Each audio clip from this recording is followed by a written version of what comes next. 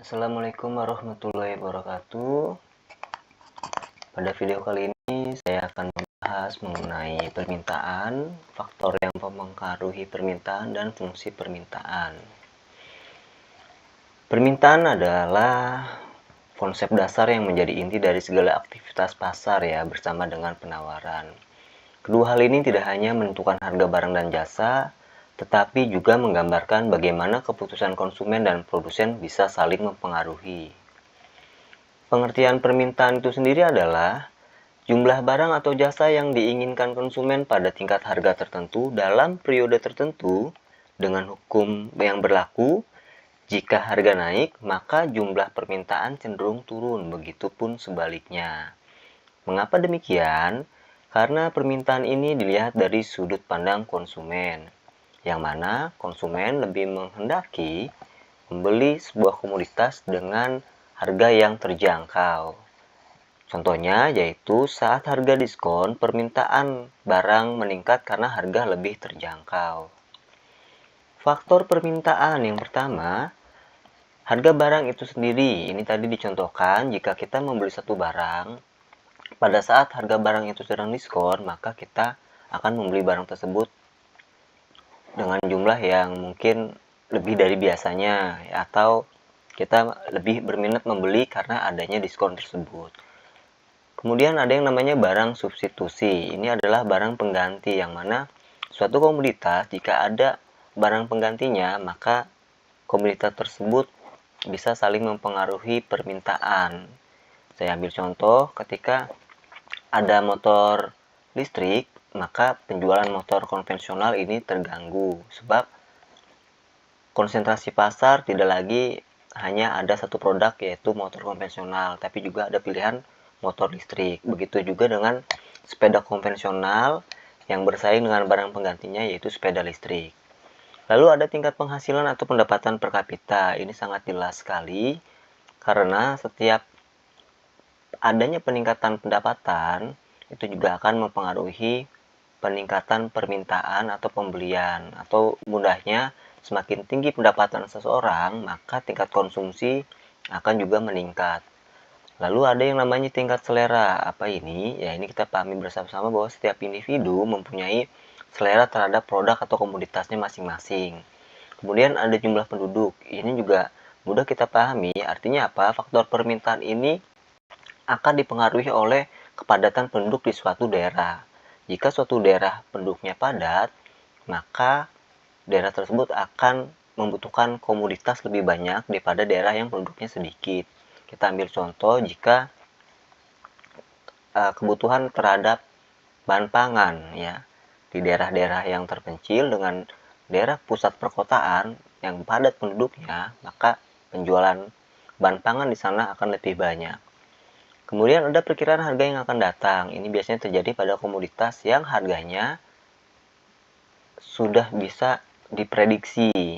Contohnya, jika pemerintah tiba-tiba menaikkan harga bahan bakar minyak, maka masyarakat berbondong-bondong untuk mengantri membeli bahan bakar minyak di stasiun pengisian bahan bakar. Karena apa? Karena menghindari harga yang akan naik. Lalu ada usaha produsen dalam meningkatkan penjualan. Apa yang dimaksud dengan ini? Yaitu faktor permintaan tidak hanya terjadi karena perilaku konsumen, tapi produsen juga berperan penting untuk meningkatkan permintaan. Salah satunya adalah ketika produsen ingin meningkatkan penjualan, mereka biasanya memberikan hadiah-hadiah menarik disematkan pada produk yang dijual. Contohnya, sabun cuci piring ya yang dihadiahkan piringnya langsung, atau sabun colek yang dihadiahkan gelas, seperti itu, sehingga lebih menarik untuk konsumen membeli, dan ini bisa meningkatkan permintaan. Kemudian ada yang namanya harga barang pelengkap. Suatu produksi dipengaruhi oleh faktor biaya variabel. Bila mana biaya variabel ini mengalami peningkatan, ini bisa mempengaruhi permintaan di pasar, sebab harga barang tersebut menjadi naik dan permintaan otomatis akan berkurang. Lalu ada yang namanya konsentrasi kebutuhan. Ini juga bisa membuat suatu komoditas tiba-tiba dibeli oleh banyak orang. Contohnya ketika awal tahun 2021 di seluruh dunia mengalami pandemi yang mana saat itu diwajibkan untuk kita menggunakan masker, sehingga konsentrasi kebutuhan terhadap masker meningkat secara tiba-tiba. Dan juga contoh sederhananya adalah ketika musim hujan ya, orang-orang banyak membeli payung atau jas hujan ketika mengendarai sepeda motor. Apa hubungan permintaan dengan penawaran? Permintaan dan penawaran saling terkait untuk menentukan harga dan jumlah barang atau jasa di pasar. Karena jika permintaan itu lebih besar dari penawaran, harga cenderung naik karena barang langka. Jika penawaran atau lebih besar dari permintaan, maka harga cenderung turun karena barang melimpah. Titik keseimbangan terjadi jika jumlah barang yang diminta sama dengan yang ditawarkan. Ini menciptakan keseimbangan harga. Selanjutnya kita bahas fungsi permintaan, teman ya. Di sini ada contoh soal, diketahui saat harganya P1 mula-mula 3 dengan permintaan Q1 yaitu 17. Kemudian saat harganya P2 sama dengan 5, permintaannya adalah 15 kuantitasnya. Kita buat dalam persamaan P dikurang P1 dibagi P2 dikurang P1 sama dengan Q dikurang Q1 dibagi Q2 dikurang Q1. Kita substitusikan apa yang ada di dalam soal ke dalam persamaan ini. Didapati yaitu P min 3, P1 di sini adalah 3, kemudian Q dikurang 17, Q1-nya adalah 17. P2 dikurang P1, 5 dikurang 3. Dan di sini Q2 dikurang Q1. Q2-nya adalah 15, Q1-nya adalah 17. 5 dikurang 3, 2. 15 dikurang 17 adalah min 2. Yang terdapat variabel tidak bisa kita hitung. Jadi kita hanya menghitung yang terdapat angkanya saja. Lalu, jika sudah bentuk seperti ini, kita gunakan kali silang. Yang mana min 2 kita akan kalikan dengan nilai P min 1 ini. Lalu angka 2 ya, positif 2 ini kita kalikan dengan nilai Q min 17. Maka selanjutnya kita akan lihat bentuk berikutnya adalah min 2 dalam kurung P min 3 sama dengan 2 dalam kurung Q min 17. Setelah bentuknya seperti ini dapat kita hitung kembali dengan cara kali pelangi. Min 2 dikali P hasilnya adalah min 2P.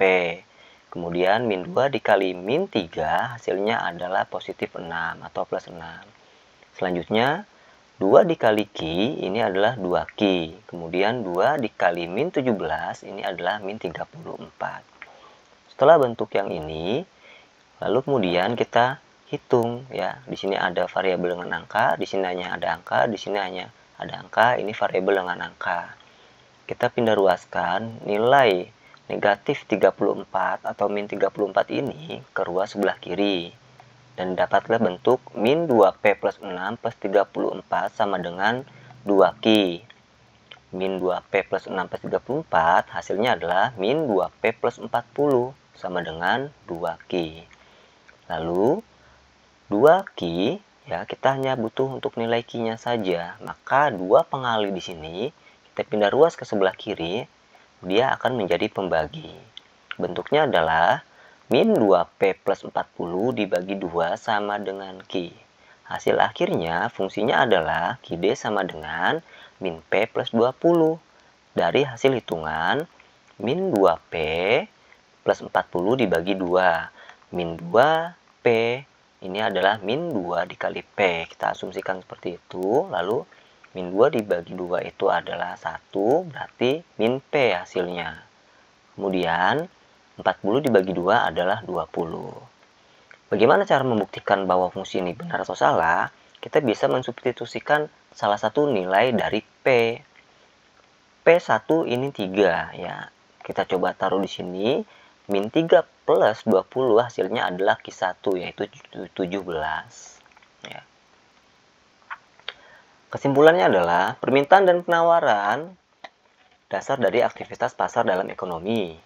Keduanya saling berinteraksi untuk menentukan harga dan jumlah barang atau jasa yang diperdagangkan.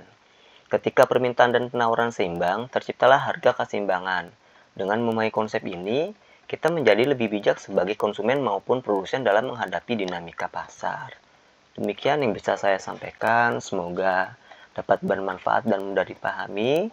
Silakan direspon untuk forum diskusinya. Assalamualaikum warahmatullahi wabarakatuh.